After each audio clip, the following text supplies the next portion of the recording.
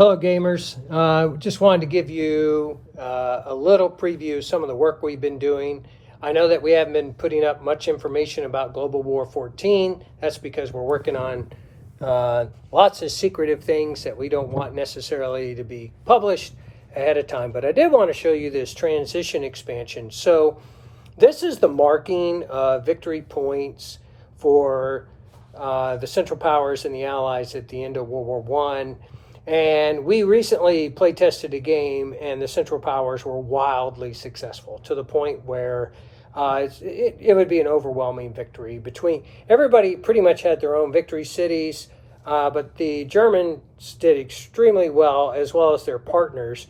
And the interesting thing about this game was the Italians and the Japanese were actually on the Central Powers side, or on the Allies side, which is very historical.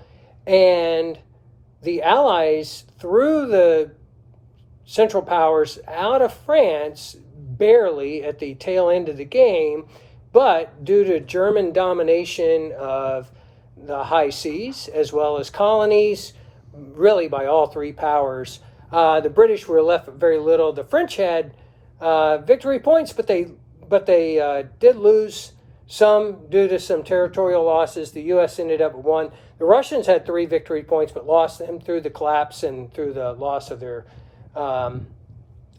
of their territories. So what did each of the powers do? Now, one of the things, as you look out here, this is Global War 36. Many of you will recognize it.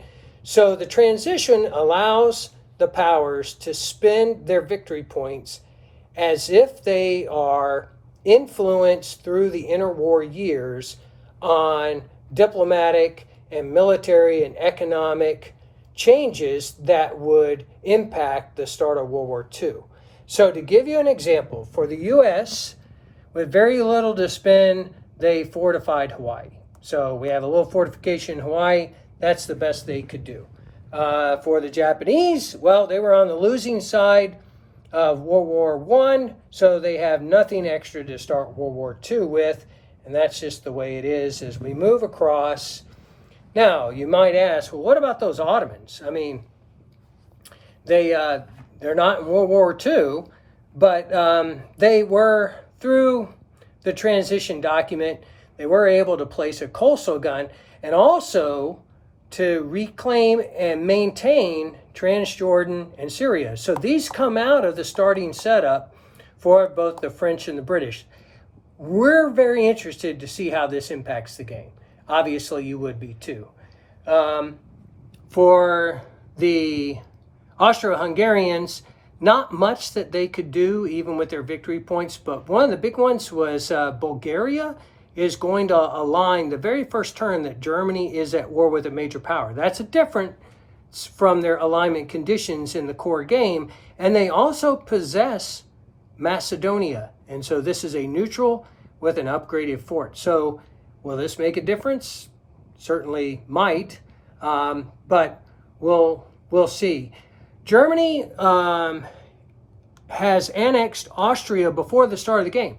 So those of you familiar with the rules, because Austria is pre-annexed prior to the start of Global 36, and notice that the units were downgraded to just a mere militia, but because it is pre-annexed, there will be no income increases to the Allies when Germany is making its other moves.